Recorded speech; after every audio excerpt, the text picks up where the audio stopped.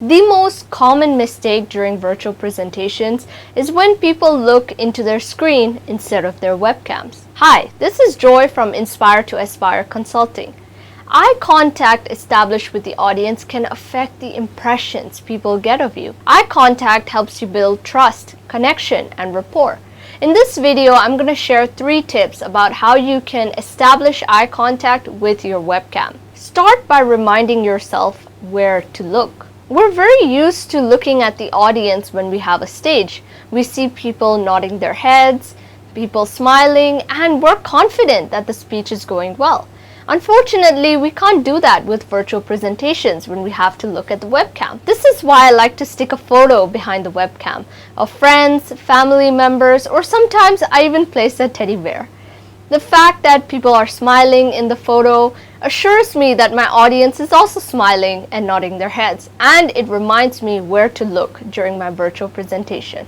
The second step is to do anything you can to get your device camera to eye level. When we sit at a desk with a laptop, we're often looking down into the camera. The situation is worse when you're using a mobile phone. But don't worry, we can fix this. If you don't have a standing desk, consider investing in a tripod, or you could simply adjust the height of your seat.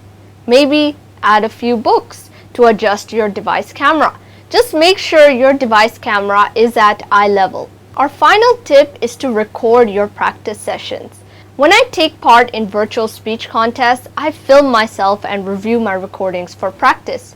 Initially, it would feel weird to look into a webcam and practice, but I noticed as I was able to review my recordings for a longer period of time, I could determine why I was looking away from the webcam and slowly measure how much time I would look into the webcam and make progress in the long run. The recordings also gave me an idea of what drew me away from the webcam. Sometimes it would be noise from another room. Sometimes it would be confidence. I would tell a joke to the audience and I just wanted to know whether the audience was actually laughing. This is why I wanted to look at the screen instead of the webcam.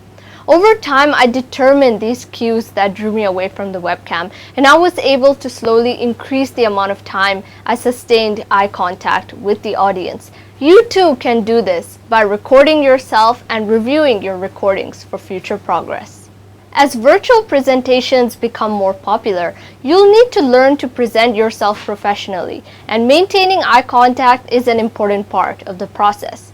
If you're interested in improving your communication skills, Inspire to Aspire offers communication training programs, including impactful presentations, impromptu speaking, overcoming stage fright, nailing interviews, and virtual presentations. Check out our website for more information. If you like this video, make sure you hit the like button and share it with your friends. Subscribe to our channel for more videos about whole person well-being, peak performance, self-improvement, and positive education.